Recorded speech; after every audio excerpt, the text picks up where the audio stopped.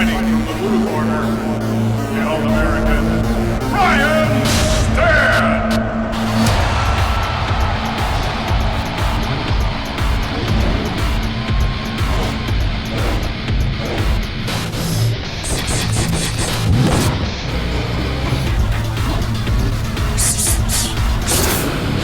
I train with Max. Do you?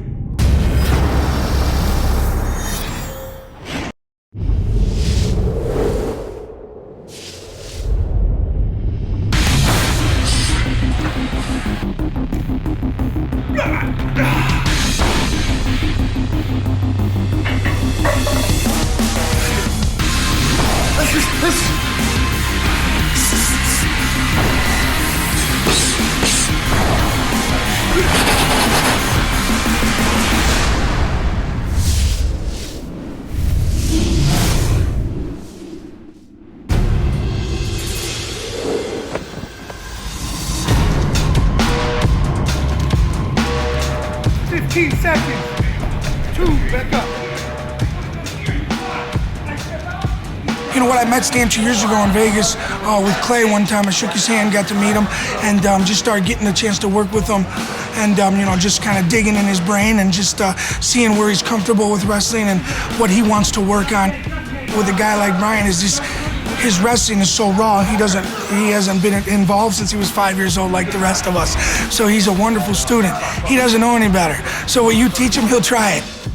He's just a pleasure to work with because he's a student of the sport. He's very respectful, and he'll try exactly what you tell him.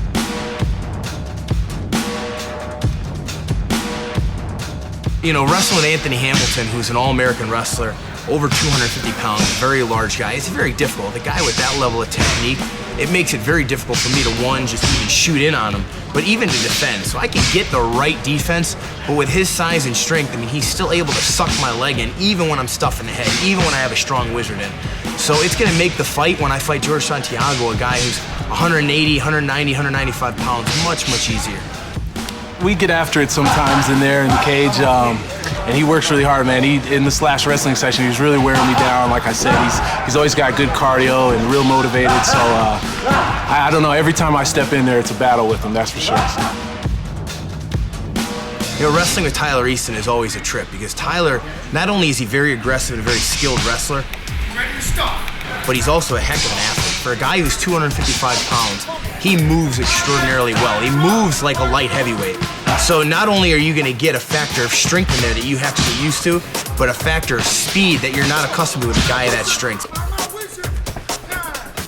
I've seen Brian's ground game and his wrestling evolve literally overnight. Just his drive, just, you know, his will to win and his never say die attitude. And you can see just by, he asked, you know, the most unknown fighter in here who's got great ground to the, you know, to the top guy, and I think that's what really makes, you know, that's what really puts that mark on you know, a good person and a true champion, someone that doesn't care who they're working with, as long as they can help and they have a positive attitude. You can learn from anybody. You know, with my grappling and wrestling getting better, it enables me to utilize my jiu-jitsu for offense.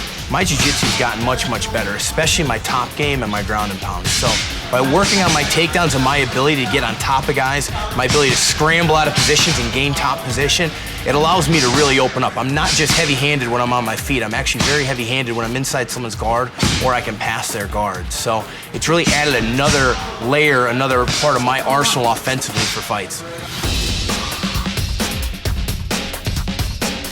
I remember when Brian Stann came in, he was telling us he was training out of his garage, and now it seems like with jiu-jitsu and MMA, it takes a few years before you can even start to learn what you're doing. And Brian Stann seems like he's at a level right now where you can show him something in one day and he might submit you with it the next time you're rolling together. That's how fast he's learning. Is he's at a level now where you can show him something and you better watch out because he might sub you with it the next time. The power movements definitely help. The only issue is I do have some bad habits. In football, a lot of times we bring our arms wide when we go to take guys down. In wrestling, that's no good because you're immediately gonna have someone get you with underhooks. So luckily for me, I don't have a broad wrestling base. I'm kind of a blank canvas. that, you know, my coaches can come in and completely build from the ground up. So I buy into and listen to everything they tell me. Whereas somebody who may already have a certain amount of skills, they're gonna be less apt to listen to them because they wanna stick with what they know. You know, he's getting better. He's working drills and he's finding his niche and finding, you know, wrestling's a sport of, you know, being comfortable. And if you're comfortable, you won't panic and you won't make mistakes, you know, to lead guys to take you down. And I think that, you know, Stann's his wrestling, he's getting a lot more comfortable in a lot of positions. And that's where he's going to be able to work his striking and work his strengths. And I think that now that he's not scared to be taken down and do certain things like that, he's just going to open up on these guys and it's going to be, you're gonna see the Brian Stann we saw in WEC going out there pounding guys' heads in the ground.